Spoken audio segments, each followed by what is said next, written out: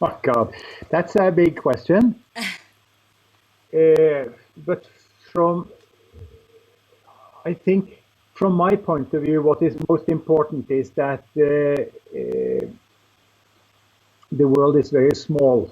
That the most important thing is that it is not very big compared to the number of people and compared to the economic activity going on. And so one should very often think more about environmental constraints and resource constraints than one is typically doing.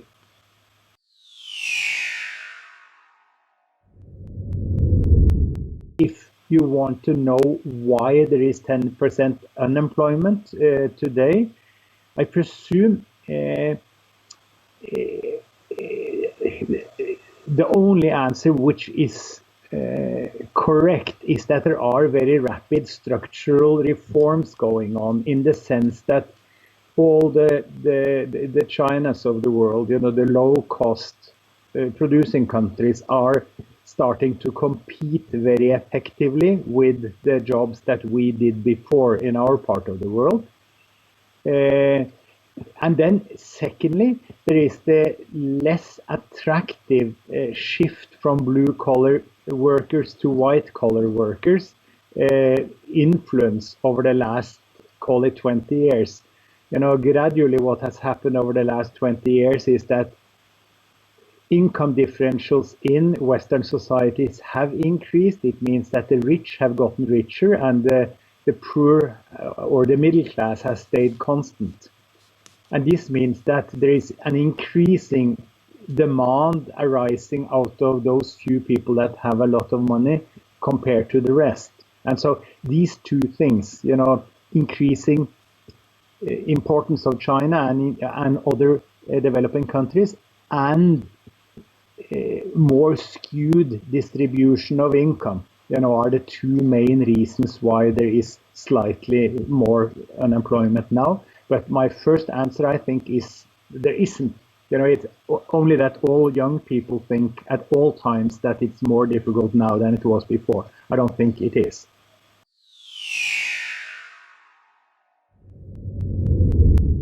I think that the most serious problem the world is facing at this time is the climate challenge, or the climate problem.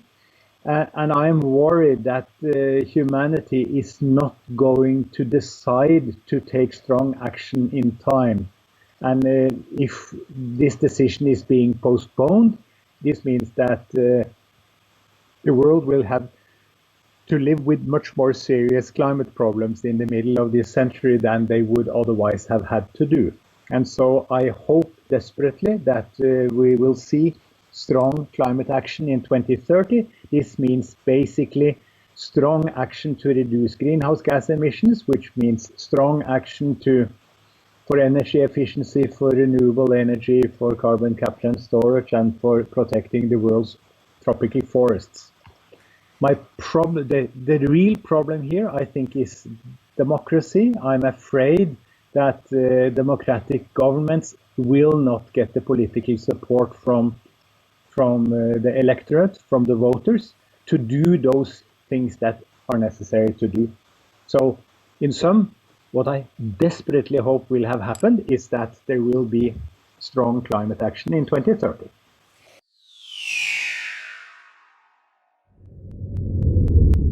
Hopefully much less role than now. I think that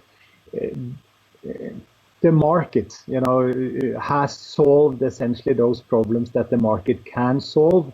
And over the next 20 years, I hope for a stronger governmental intervention more regulation, in order to try to handle those problems that are not solved by the market. And the same thing goes for competition. What has happened over the last 20 to 30 years is that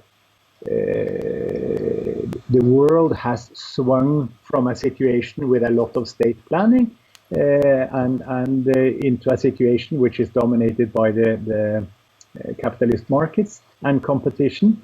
And I think we're basically at the end of that swing, and now over the next 30 years, I both think and I hope that we will move back towards more regulation.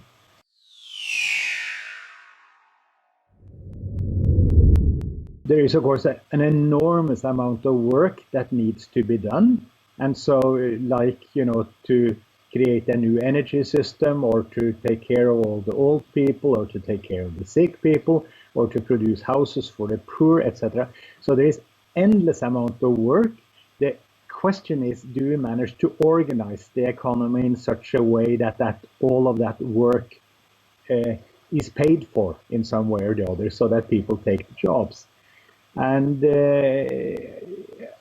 I think that what many of the problems you see today are because one isn't willing to do a lot of governmental planning or state planning. Cleaning up the garbage in Napoli, would be very simple. You would simply tax people and then pay other people to clean up the garbage. With a market solution, that doesn't work, but with a state intervention system, that would work. What is then the problem? The problem is, of course, that most of the voters are silly enough that they don't understand that they ought to be in favor of more state intervention and higher taxes, that this would basically solve their problem. So yes, the future of the world of work, in my mind, is that there will be gradually over the next several decades more state intervention, and yes, this will create paid work in those sectors where we need work done. Much of this work will not lead to increased income. It will be work that needs to be done but doesn't lead to increased consumption of red wine and pizza, but it basically gets other problems solved.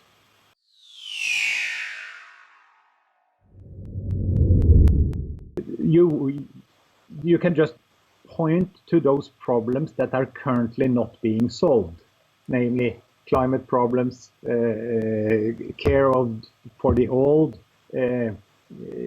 housing for the poor, etc. All those things that needs to be done are the things that will be done in the future. If I am right, a lot of it is going to be done. If I am wrong, only a little bit of this is going to be done.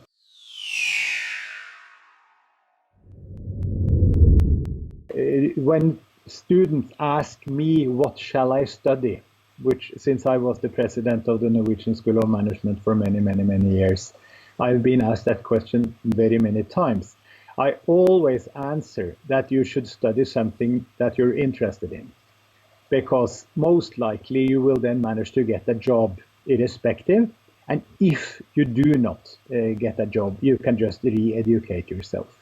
So I would always advise, if there is anything you're interested in, do that, because most likely that is going to work. If you are to choose strategically, then you have to have an answer to my basic question, will increased regulation, take place over the next 10 to 20 years? And will this lead to a situation where the state basically puts people to work at climate issues, at the old person's care, etc., etc.? Or do you not think that this will happen? So there one has to make a guess, I guess.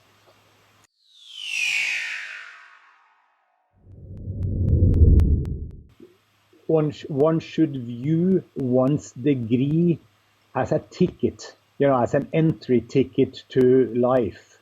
And that in the old days, 500 years ago, if you had strong muscles and were a fertile woman, you would have a great future. In this day and age, muscles don't help much. One needs to have a big brain. So this is the era for thinking and academic pursuits, sad to say, for those that are strong, and very good for those that have a big brain. So basically, a degree is proof that you are suited to live in a post-industrial society.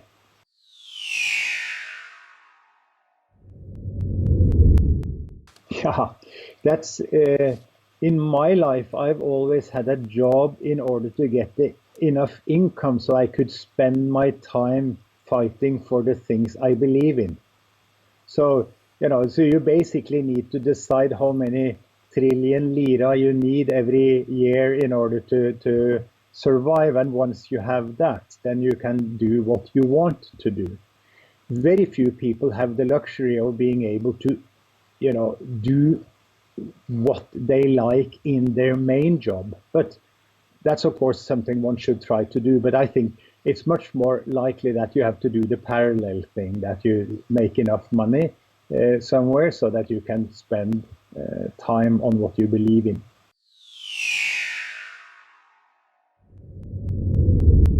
That's very difficult to respond to, because of course if you are by being very good is of course one way of doing it,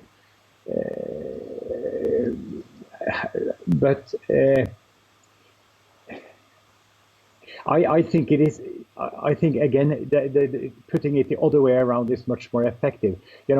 If you know what you want to do, try to place yourself in a position where those things are being done. And even if you start sweeping the floor in the offices of those places which actually work on the issues you think are important, normally it will not take a long time before you then get a real job on the inside.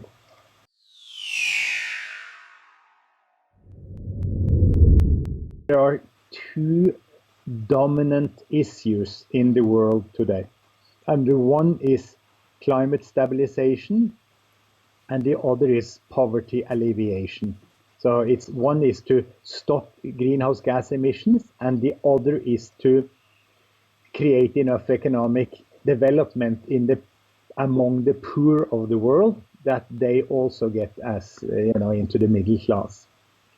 And I think that anything you can read about those two issues, climate and poverty, would give a good guide. I mean, if you have a strong opinion on what should be done in those two areas, that's a great help.